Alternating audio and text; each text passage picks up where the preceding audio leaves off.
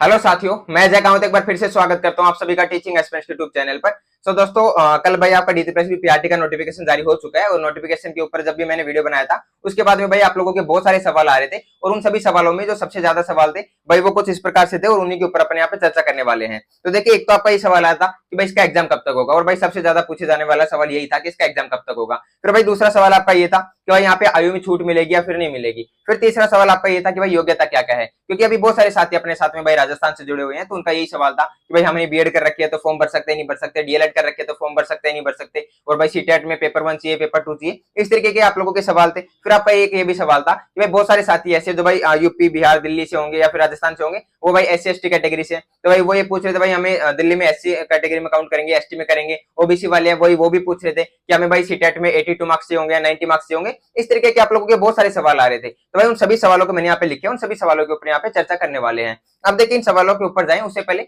एक भाई कुछ स्टूडेंट ऐसे भी थे भाई जो ये मेरे से पूछ रहे थे कि भाई हमें कोई बुक बता दो पेडागोजी के लिए। तो देखिए, एक बार के लिए मैं आपको बता देता हूँ भाई, अगर आप लोग भी डीटीपीएससी पीआरटी पेडागोजी के लिए कोई बुक देखना चाहते हो तो भाई मैं आपको रिकमेंड करूंगा अग्रवाल एग्जाम कार्ड की तरफ से प्रतीक शिवालिक सर की बुक आती है। हालांकि देखिए, प्रतीक शिवालिक सर का आपने काफी नाम भी सुना होगा, तो भाई देखिए प्रतीक शिवालिक सर की बुक आती है पेडागोजी की, और इसमें भाई आपको कुछ चीजें खास देखने को मिल जाती है। जैसे कि एक तो भाई ये अपनी बुक है, ये एनआईएस और इग्नू इन दोनों के भाई अपने सिलेबस के अनुसार पाठ्यक्रम के अनुसार तैयार किया गया इस बुक को। और आप लोगों को पता भी होगा कि भाई डीटीपीएससी पीआरटी में एनआईएस के ब्लॉक का भाई बहुत बड़ा रोल है, वहां से बहुत सारे क्वेश्चन पूछे जाते हैं। तो भाई इस बुक को एनआईएस और इग्नू के पाठ्यक्रम के आधार पर इस बुक को तैयार किया गया है। इसके अलावा भाई यहाँ पे आपका जो डीटीपीएससी पीआरटी के प्रीवियस ईयर के पेपर है, भाई प्रीवियस ईयर के पेपरों के अकॉर्डिंग या प्रीवियस ईयर के क्वेश्चनों के अकॉर्डिंग इस बुक को तैयार किया गया है। साथ ही में भाई जब भी आप अपना टॉपिक कंप्लीट करते हो तो टॉपिक कंप्लीट करने के बाद में यहाँ पे आपको कुछ क्वेश्चन भी मिल जाते हैं जहां से आप प्रैक्टिस करके देख सकते हो कि भाई आपका टॉपिक अच्छे से तैयार हुआ है फिर नहीं हुआ है। तो भाई इसलिए ये बुक आपके लिए खास हो जाती है। और भाई इसके अलावा अगर आप लोग पार्ट ए के लिए बुक लेना चाहते हो तो भाई पार्ट ए के लिए भी अग्रवाल एग्जाम कार्ड की बुक है, जैसे कि आप लोगों को दिख भी रहा होगा। तो भाई पार्ट ए और पार्ट बी दोनों के लिए इनकी बुक आती है, और भाई पार्ट ए के 5 सब्जेक्टों के लिए आपको बुक मिल जाएगी, जिसमें भाई आपके Hindi English math reasoning GK 5 मिल जाएंगे। और इसके अलावा भाई ये बुक आपको हिंदी और इंग्लिश दोनों मीडियमों में देखने को मिल जाएगी। अगर आप लोग इंग्लिश मीडियम से तो इंग्लिश मीडियम वाली बुक ले सकते हैं, अगर आप लोग हिंदी मीडियम से तो आप लोग हिंदी मीडियम वाली बुक ले सकते हैं। तो इस तरीके से भाई अगर आप लोग अभी बुक्स की तरफ जाना चाहते हो तो इन दोनों बुक्स को ले सकते हो। और भाई अगर आप लोग इन बुक्स को परचेज करना चाहते हो तो कमेंट बॉक्स में लिंक मिल जाएगी, वहां से आप लोग इन बुक्स को परचेज कर सकते हो।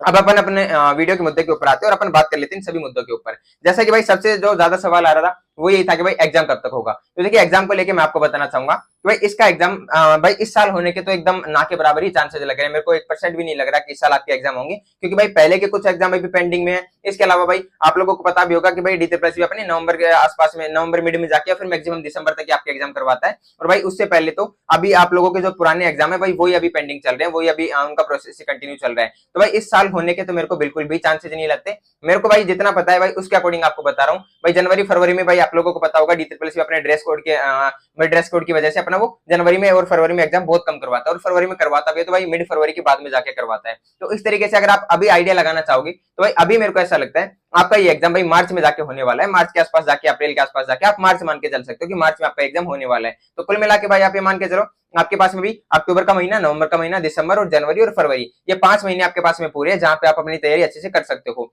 अब देखिए, इसके बीच में भाई आपके बहुत सारे फेस्टिवल भी आएंगे और भी बहुत सारी चीजें आएंगी। तो भाई इस तरीके से आपको अभी से अपनी तैयारी कंटिन्यू करनी है, अच्छे से तैयारी कंटिन्यू करनी है, तभी आप अपने टाइम पे सिलेबस कर पाओगे। तो भाई एग्जाम की मैंने बात कर ली है कि भाई आपका एग्जाम मार्च के आसपास में जाके होने वाला है और आपको 5 महीने का टाइम मिल रहा है। और भाई 5 महीने का टाइम एक ऐसा टाइम है जिसको भाई अपन ये भी नहीं बोल सकते कि बहुत कम टाइम मिला है, और अपन ये भी नहीं बोल सकते कि बहुत ज्यादा टाइम मिला है। ये आपको एक आप मान सकते हो कि भाई जितना टाइम इस तैयारी को चाहिए होता है लगभग उतना ही टाइम मिला है। और बाकी अगर मैं तो ये बोलूंगा इवन थोड़ा बहुत कम ही मान सकते हो, बाकी ज्यादा तो बिल्कुल भी मत मान लेना कि बहुत ज्यादा टाइम मिला है। क्योंकि भाई सिलेबस कंप्लीट करोगे, सिलेबस कंप्लीट करने के बाद में रिविजन भी करोगे, मॉक टेस्ट भी लगाओगे, तो भाई 5 महीने तो होने ही चाहिए। और अगर आप लोग अभी सोच रहे हैं कि भाई दिल्ली में टीचर बनना, तो भाई आप लोगों को अभी से अपनी तैयारी कंटिन्यू करनी होगी। तो भाई एग्जाम को लेकर बात हो गई है। अब इसके बाद में भाई अपन बात करते हैं कि भाई इसमें योग्यता क्या क्या है। तो भाई योग्यता देखिए, अगर आपने यहाँ पे डीएलएड कर रखी है, जिसको भाई राजस्थान में बीएसटी बोल देते हैं, भाई अगर आपने डीएलएड कर रखी है प्लस में भाई सीटेट पास कर रखा है, सीटेट पेपर 1 पास कर रखा है, तो भाई आप इसके लिए आप यहाँ पे अप्लाई कर सकते हो। भाई ये इसकी यहाँ पे क्वालिफिकेशन है।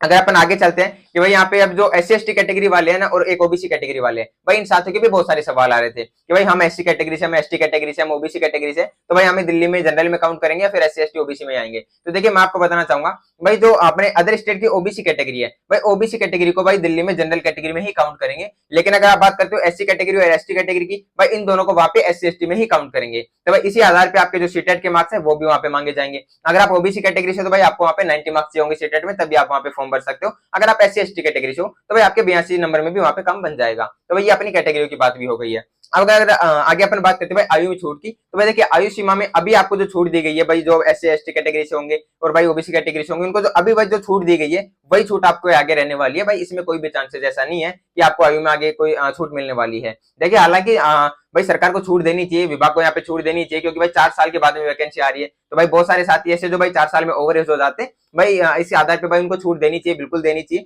लेकिन भाई अभी तक तो मेरे को बिल्कुल भी नहीं लगता कि ऐसा कोई छूट मिलने वाली है। हालांकि अगर आप लोग चाहें तो भाई हो सकता है ऐसा कुछ भी भाई, अगर आप लोग प्रोटेस्ट करें या फिर, हालांकि देखिए प्रोटेस्ट वगैरह को लेके भी अभी इन दिनों में भाई कोई ज्यादा यहाँ पे विश्वास नहीं रहा उन चीजों में, क्योंकि भाई ये चीज हमने SSC में देखी है कि भाई उनका कितना क्या परिणाम निकला है। पर फिर भी अगर ऐसा कुछ होगा आगे, अगर कोई बड़ा टीचर भाई इस मुहिम को शुरुआत करता है, तो भाई हम भी बिल्कुल उनके साथ रहेंगे और हम एक दूसरे का साथ देके ही इन चीजों को आगे गवर्नमेंट तक पहुंचा सकते हैं और अपनी बातें मनवा सकते हैं। तो भाई आयु में छूट को लेके अभी मेरे को बिल्कुल भी नहीं लगता, बाकी आगे चीजें देखी जाएंगी।